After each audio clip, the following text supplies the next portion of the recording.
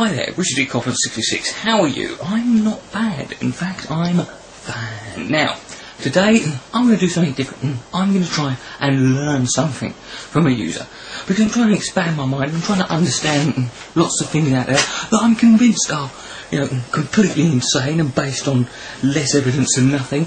But I've never really known too much about chemtrails. Chemtrails was what I thought Pete Doherty did when he farted. If the government are going to kill us by infecting the air with planes releasing poisonous vapour, it seems a little silly to me to do it with planes that are flying over places where the politicians breathe the air too.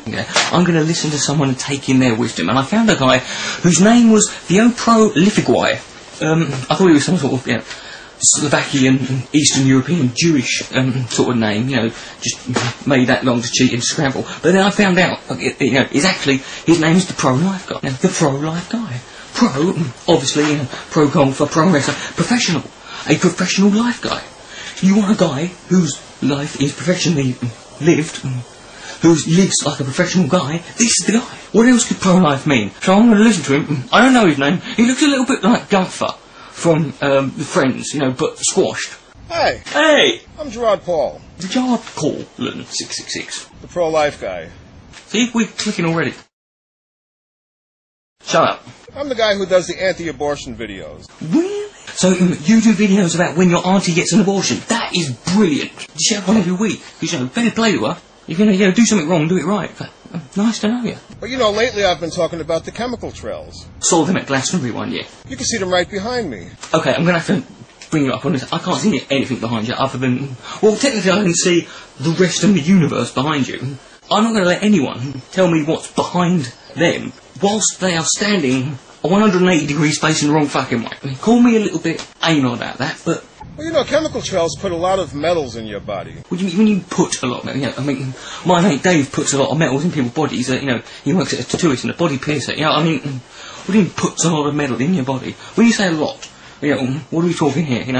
A spare door for a 1975 Land Rover? Are we going to have just huge amounts of liquid lead pouring out of our cocks when we go for a piss? It puts aluminum, which causes Alzheimer's and Parkinson's disease. Aluminium causes Alzheimer's and Parkinson's disease. Really? Well, if aluminium caused Alzheimer's and Parkinson's disease, then it would be... You'd think the craziest thing that anyone would do is if a company that, manufactured a drink that was incredibly popular and lots of people enjoyed, that they would put it and market it for 50, 60 years in a can form that was made purely of this metal. That they would expect people to put up to their lips. I wouldn't do that. Aluminium causes... My nan got Parkinson's, it was terrible. Go in the room one night and she'd be interviewing people with a northern accent. Nickel cadmium. Nickel cadmium? Well, you had me at nickel. Which causes all kinds of diseases. Whoa. Can you see that face again, which causes all sorts of diseases? Could you please at least do... Can you type in nickel cadmium diseases caused in Google? I'm sure you've heard of it. Mercury, a metal that is so poisonous that even if it's your surname, you will die as a result of it. What are the odds that Freddie Mercury would die of arsehole AIDS? No, he died of the fact that his last name was Mercury. And as we all know, Mercury is, causes also, makes you syphilis, uneven beard growth. You forget Tuesdays exists. Today I went for an ion foot bath. An ion? Today you went for an ion foot bath. Ion like a lion in Zion. I've got a very nice tie on. My name is Brian. So you put your eye on your foot, or you put a foot on your eye, or your eye. You have to put a. Now what do you mean foot? Eye on foot bath. Okay. Well, let me show you what it's like. I do have a picture here. Thank God for that. I was worried that I'd have to. I've never heard of this fucking thing, and I don't want. I don't want to look stupid. So he's got a picture. So we've got a picture. Pay attention. Not of my feet, but it's a picture of what it's like. Not of these. These are not. These are not. The feet are not Gerard's. pro-life guy does not show his feet for free. That's the before picture. This is apparently the before picture. This picture that he is showing with the word before over it, with a picture of people with their feet bathing in some sort of small water-containing tub, with what looks like some sort of evil-looking, red-eyed, big-teethed, sort of square mouse from the future. I don't know what that is. Is that the garter of the feet tub? That's when they first put your feet into the bath. Would you slow down, mate? Okay, so the before picture is when they first put it. Okay, I'm going to forget all this. Is there a test? I'll just don't tell me. I'll have one anyway. Before. Okay, feet in a bath before.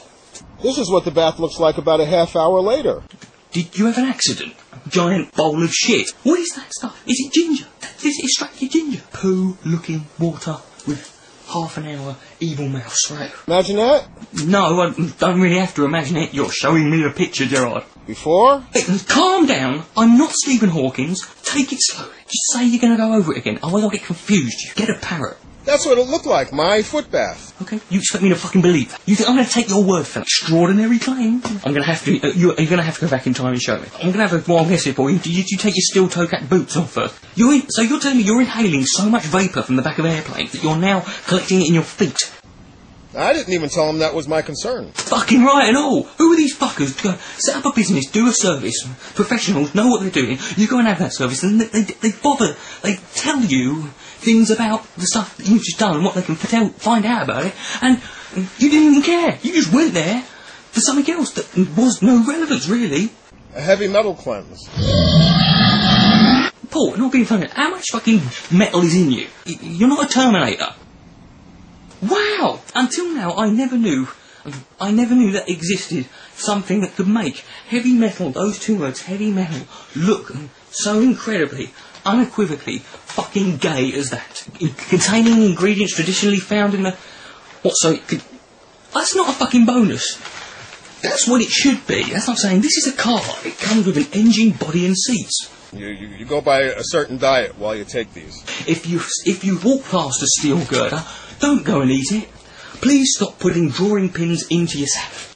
And comes out through elimination.